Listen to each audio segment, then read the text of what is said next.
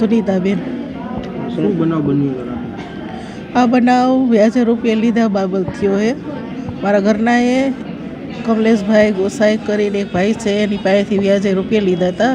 રકમ હતી 20,000 રૂપિયા, જેનું એ બંટા પેટે રોજ ડેઈલી 200 રૂપિયા વ્યાજ ભરતા. ઘરનાની સગવડ થઈ ગઈ એટલે એને 20,000 રૂપિયા દેવા ગયા ને ત્યારે એ ભાઈએ વ્યાજ 200 રૂપિયા હાટું ધળ કરી એટલે મારા ઘરના એમ કીધું કે હું તને વ્યાજ મૂડી આપી દઉં છું, પછી મારે તને વ્યાજ શેનું આપવાનું રહીએ. એવી બેયને બાબતે ઝઘડો થયો અને એ ભાઈએ મારા ઘરનાને ફડાકા મારી લીધા. પછી મારા ઘરના એને પૈસા ન આપ્યા અને ઘરે આવીને અમને વાત કરી કે હું પૈસા આવી રીતે દેવા ગયો હતો ને તો એ ભાઈએ મને આવી રીતે મારી લીધું. એટલે અમે કીધું કાંઈ વાંધો નહીં, પૈસા અમને આપો, અમે દેવા જાઉં ને વાતચીત કરી આવશું. એટલે અમે વાત કરવા ગયા ને તો એ ભાઈ હતા ને હાજરમાં, એનો દીકરો હતો ભૂરો. એટલે અમે એને કીધું કે તું ભાઈ તાર પપ્પાને બોલાવો, મારે એની યાર વાત કરવી છે, અમારે એને પૈસા દેવા છે. એટલે આ બનાવ લાખના બંગલા પાસે ખોડિયાર પાન છે એ દુકાન પાસે બન્યું. હુમલો કરવામાં 2 જણા હતા, કમલેશભાઈ ગોસાઈ અને એનો દીકરો ભૂરો. જ્યારે 20,000 રૂપિયા અમે લીધેલા, જેનું રોજનું 200 રૂપિયા એવું બંઠા પેટે અમે એને વ્યાજ આપતા હતા. તે બધા પછી જ્યારે અમે વાતચીત કરતા હતા ને તો એમણે અમારી એને અભદ્ર વ્યવહાર ચાલુ કર્યો.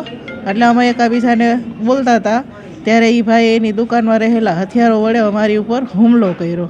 મને ધોકાનો માર મારીને બેભાન કરી નાખી હતી અને મને જ્યારે હોશ આવ્યો ને ત્યારે મારો છોકરો ડેથ થઈ ગયો હતો. એને છરીના ગોદા બાંધી હતા એને છોકરાએ. અને ત્યાં હું જ્યારે હોશમાં આવી ત્યારે પબ્લિક પાસે હેલ્પ માંગતી હતી, જ્યાં તમામ ઊભા હતા આવી રીતે એની પાસે મેં હેલ્પ માંગી તો કોઈ મારી હેલ્પ ન કરી, કોઈ મને કોલ ન કરવા દીધો કે કોઈ મારી મદદ ન કરી. અને એ ભાઈ કમલેશભાઈ એવા ડોન છે, એને એવું કીધું કે કોઈ આ બેનની મદદ કરશે ને તો હું એને મારી નાખીશ, અને હજી હાલે તારા નાના છોકરાને બોલાવ એને હું મારી નાખીશ. કે એક જો તારો પડ્યો એ કે આને એ કે બીજાને બોલાવી કે એને હું મારી નાખીશ. એવી રીતે મારી એને કરતો હતો. 2 બાપ દીકરા હતા, 2 બાપ દીકરો ભૂરો હતો અને આ કમલેશભાઈ હતા. અવારનવાર કાંઈ નહીં. હવે પહેલી જ વાર એની પાસેથી પૈસા લીધા ને પહેલી જ વાર આવું થઈ ગયું ને એને મારા મોટા છોકરાને આવી રીતે એની હત્યા કરી છે.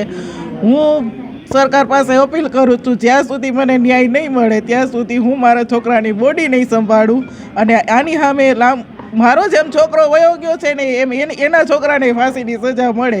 મારી આ અપીલ છે, નમ્ર અપીલ છે કે આજ મારો ઘરનો મોભ વયો ગયો, એના ઘરનું કંઈક જાય ને તો એને ખબર પડશે કે આ પીડા શું કહેવાય. બરોબર, મને આનો ન્યાય જોઈએ છે.